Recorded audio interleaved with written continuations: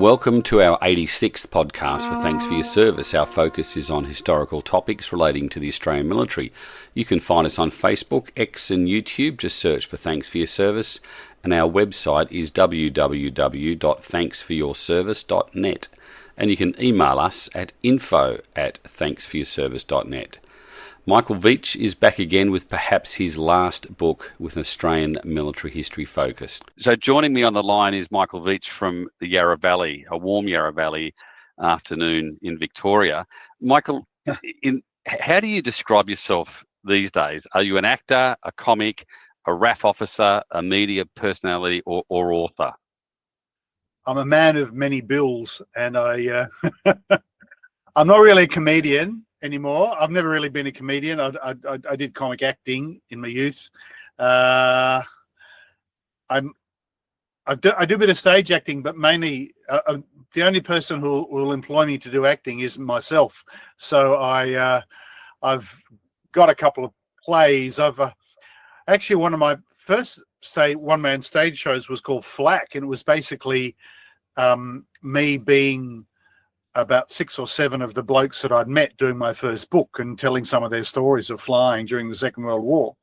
So we toured that, but I've got a play called Hellship based on another book that I wrote about a sailing ship story, and that's been touring, and we're touring it again next year. So I'm a RAF officer. I'm a wing commander with the History and Heritage branch, and I do quite a bit for them. So I don't know, mate. I get confused sometimes about what, but it all merges into one. My Air Force career really is a bit of an acting career as well. And as my boss said, look, mate, half the job of being an Air Force officer is to act like an Air Force officer. And if you can do that, you're halfway there. And it's proving pretty good. Very good, sir. So your latest book is titled Borneo The Last Campaign, Australia's Brilliant Controversial End to World War II. Do you actually keep count of how many books you've written? 13. There you go. Goodness. I've kept count. So can you... Unlucky 13, but not all were military books, but most have been on my interests in Australia in the Second World War and the people who fought in the Second World War, and particularly the untold stories of Australia in the Pacific. And this is probably the last one, because Borneo 1945, I've run out of war, David. I'm going to have to go back if I do another one. Can you give us an overview of this book? Why did you write this book in particular? Well, the germ of it actually started with, and I talk about this in the preface to the book, my one and only meeting with Bruce Ruxton, who was the former, as we may know, people of a certain age will remember Bruce, the very controversial former head of the Victorian RSL. And he was, pretty kind of conservative, and he would rail off against anything that was even vaguely progressive. And the press had kind of rattle his cage. If it was a slow news day, they'd go and, oh, what does Bruce think about this? And he was a very angry kind of man. And I'd never met him, but as I start the book in the 90s, a few years after I'd finished doing telly, or in between doing telly, I was asked to be part of an ABC Radio National live-to-air quiz that they had every week, and they asked me to be on one of the teams because this week's questions were Australian military history, and I was on a team with Bruce Ruxton, and he was kind of a bit, because my mate Jeff Brooks in Fast Forward had been doing Bruce Rump, the sort of parody of Ruxton, and I don't think Bruce had much of a sense of humour, and he didn't like it. And it was a pretty miserable affair, this whole quiz, and it was cold night, and we lost, and we're just filing out, and something made me say, "Oh, Bruce, I believe you went ashore at Balikpapan in Borneo in 1945." He stopped and turned on him, and he fixed me with these really pale blue eyes, and he said, "How the hell did you know that?"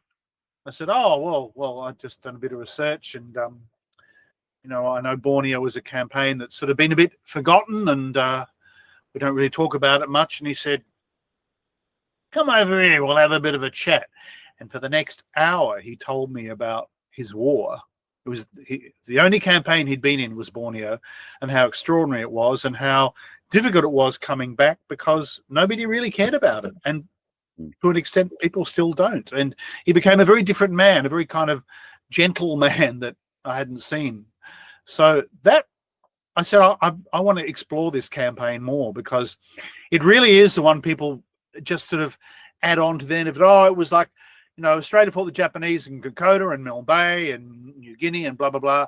And then there was the Borneo thing kind of tacked on at the end, when it was all a bit unnecessary, but we did it anyway.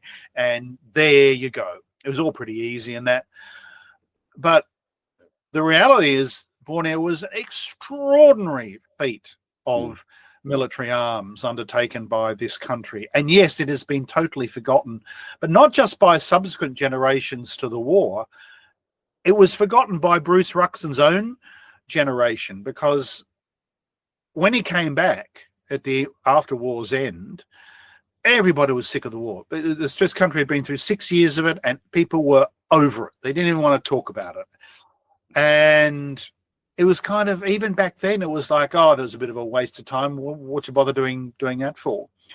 So it hasn't been talked about, and that's one of the reasons why I wanted to do it. That's a very long answer to a very short and reasonable question, David. Is there an event that stands out for you when you were writing and researching this book? Look, there were several. As I researched it and deep dived into it, I realized this is actually incredible. The battles were fierce, bloody, exciting, like in terms of like action, fought in difficult terrain, very difficult jungle and hills where the Japanese had entrenched themselves. A spectacular opening barrage from naval and aerial firepower. Each of the three Borneo landings, they're broken down into three and given the code name Obo, assaulted three important, mainly oil-producing areas of Borneo, which the Japanese had occupied very early in the war, since 1941, because they really wanted the oil that Borneo produced. They got in there really quickly in 1941, late 1941, just a couple of weeks after Pearl Harbor. The Dutch fought fiercely, lost, of course, and the ones that weren't killed in the battle were basically all murdered by the Japanese afterwards. And the Japanese used it as an oil facility for their war machine and got out a huge amount of oil. But by the time 1945 came around, the war had bypassed this area of Asia, and it was sort of left hanging there, still occupied by the Japanese, but with the Americans, who are really, the main driving force behind the defeat of Imperial Japan, had left it behind. They'd gone up through the islands with the U.S. Navy and the island hopping, and MacArthur was with the army, was going straight down the guts of it to Japan via the Philippines. That was his big thing. But the Australians were kind of left hanging. It was like, well, what do we do with the Australians? They haven't got a big army, but they've got a reasonably sized army. But it was initially promised that we were going to be part of the big US push into Japan, but MacArthur just quietly let that kind of fall away, because he didn't really want us there. He just sort of wanted it to be all an all-American affair. So we were sent into it, these three separate campaigns spread over 3 months, and each of them, that's what really stood out. The ferocity of the fighting and the difficulty of the fighting against the although waning, still very potent Japanese army.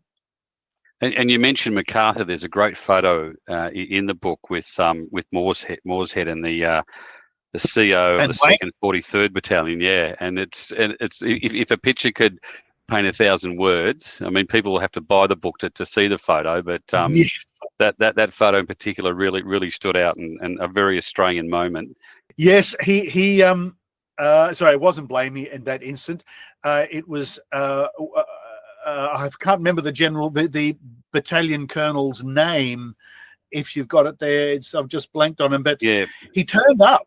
Mervyn Jeans and with Jeans.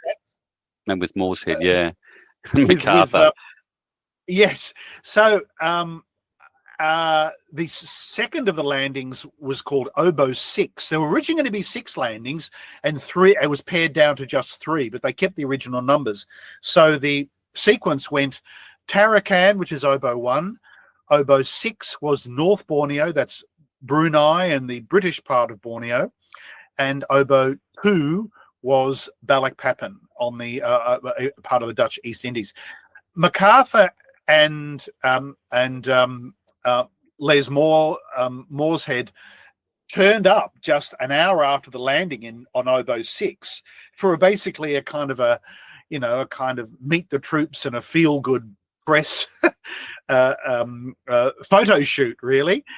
And Mervyn Jeans, who was the battalion commander, was actually pulled back from the front with his troops. Now you've got to escort MacArthur and Les Moorehead. They've turned up and they just want to take some pictures and that. He said, "Well, I'm fighting a war. I can't do that." He said, "Well, no, you have to, mate. You just go and hang out with them for a couple of hours." And and he was a real fighting man, Jeans. He didn't want to do it.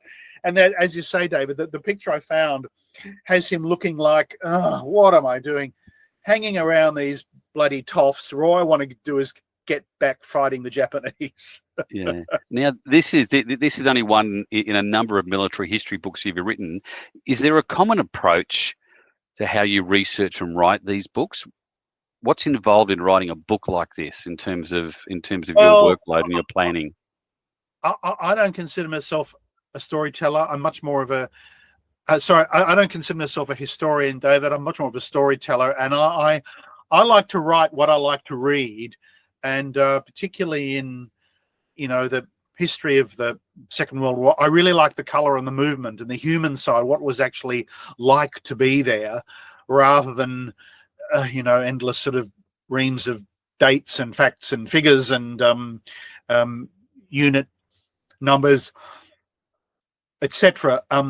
You need those, of course, but I don't dwell on those too much, and I forget. I can't take it in. So I really like to bring the human experience of what it was like to be at these places. I really like to sort of know what it was like to be in the jungle. What does fighting in a jungle feel like? Are there animals around, and what are the insects like, and what's the humidity like? Those sort of that's what I like to write about, and the stories, the individual stories of what people did. So I found that one of my biggest source for this story, because there are not many books on Borneo that have been written, only a few, and they're pretty academic. But the old battalion histories, which came out as early as the late 40s and the 50s and the 60s, and that are very hard to get, and often they're never in print anywhere. They're usually, well, they're mainly in libraries, and you could access them all in particularly in the Victoria State Library, where I did a lot of my work.